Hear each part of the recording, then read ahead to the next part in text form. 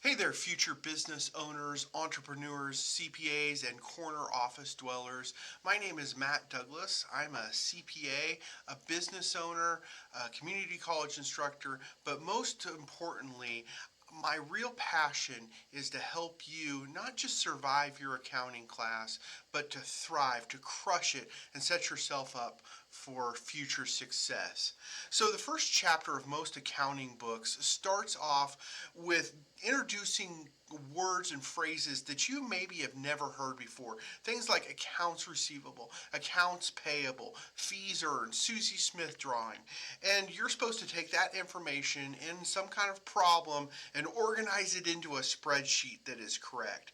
And if you're struggling with a problem like Cengage Chapter 1 PR1.01 or something similar, and your homework is due soon or you've got a test coming up soon, you have come to the right place.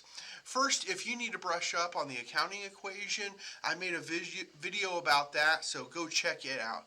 The accounting equation states that assets must equal liabilities plus owner's equity. Think of it like an old-time scale. With nothing on the scale is balanced. If the weight on one side of the scale is increased and nothing's on the other side, then the scale is going to be out of balance.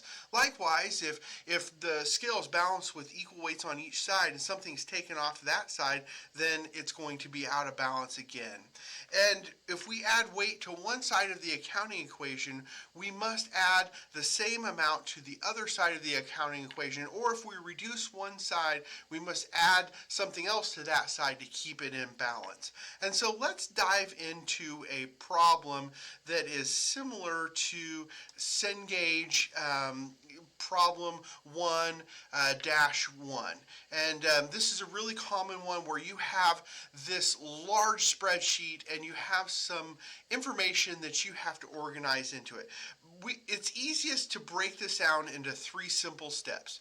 Enter the transaction into the first account, then enter it into the second account, and then update all the balances. While this is a large spreadsheet and it looks daunting, don't worry, it is not that complicated once you break it down, that you just have to follow those three steps. So the first transaction that we have here is the owner invests personal funds into the business. Now it's important to notice here that your top line says balance, and it might have some information in your problem. Cengage doesn't, but a lot of them have questions that have a balance that you have to enter in before you start. This one doesn't, so just know that if it says they start with $1,000 of cash in the bank, then that's where you would put that right there at the opening balance. But here, we're just going to have all zeros to start. And so we start with this first amount here. We enter $10,000 in cash into the bank account. $10,000 is in the cash. Now remember, this is from the business's perspective. This is the accounting system for the business, not the owner's personal checking account. And so when they take $1,000 of their own money and go deposit it into the bank account, then the bank account of the business receives that money, and so we increase the cash that is in the business by $10,000. Now the other side of that, because right now you can see that we have a red X here. Cengage has red X's. It also has the little green check marks. I like dollar bills. Here I set my spreadsheet up that if it's in balance, we got dollar bills. And so here you can see that it's already out of balance. Well, that's because we've increased one side and haven't increased the other. So if I go over here to M. Douglas Capital and put 10,000, now we're back in balance. And now I have to carry down that third step. We enter it on the into one of the accounts, then we enter it into the second account, and now we carry down the balances. And so here, and this is where a lot of my best students get tripped up. They forget to carry down the balances. Step 1, enter the first account. Step 2, enter the second account. 3, carry down the balances. Second one, it says we purchased some office supplies on account.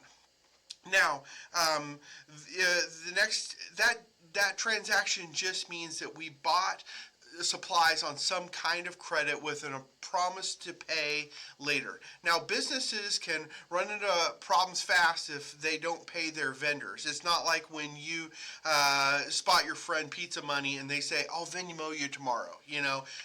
Is that never works out very well. And so here, the business has purchased some kind of supply on account, and they're planning to pay that back within the next month or so. So it says we purchased supplies on account $800. So we increased that supplies account. That's step one. And then we also increased this liability called accounts payable. Accounts payable is just the name we give to the liability that's created when we buy something on account and plan to pay it in cash later. Third step is we bring down the balances. Make sure that you bring down the balance in accounts that you already updated in a previous problem, because if you don't update all the balances, you'll see you got that ugly red X. We don't want that. We want nice green dollar bills. All right, number 3, it says completed tax return. I base this off of my business, and so completed tax return received cash $1,500. So here we go and we add $1,500 in cash, and now we have a new balance of $11,500. That's great. We still have this balance of $800. We still have this balance of $800, and we still have this balance of $10,000. However, we're going to add something new here. We've got $1,500 in fees earned. Fees earned is the name of the account that is given when a service business performs work. It doesn't matter if they perform it for cash or if they perform it on account. If they're going to get paid later, we still record the revenue in fees earned when the work is completed. That's the basis of accrual accounting and GAAP, generally accepted accounting principles. So we bring that balance down, and we've got green check marks all around, or green dollar bills, y'all. And so last one we withdrew $200 for business use. Actually, we forgot about our rent. We got to pay some rent here. We've got $500 in rent, and so we are subtracting $500 from cash, because I don't know about your landlord, but any landlord I've ever had doesn't want to be paid with an IOU or I'll catch you later kind of stuff. They want cash right now, and so $500 there in cash subtracted. And then on this spreadsheet, and this is another thing that trips up students, you have to enter these expenses as a negative, because we're reducing cash on one side and we got to reduce owner's equity, and expenses reduce the amount of rights the business owner has to the business. And so now we have $11,000 and we have $800 and we have accounts payable still of $800. We have capital of $10,000. We have fees earned of $1,500, and we have expenses of $500. And that is a pretty basic how to do this.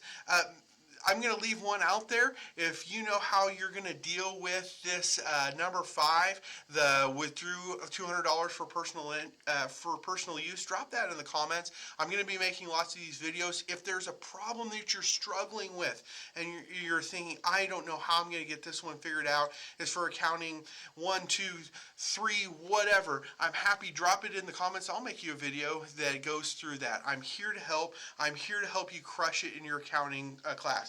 Hope this helped. Subscribe so you can ace the next chapter with me. Accounting doesn't have to be scary. We can make this make sense together. Thank you for watching. I'll see you next time.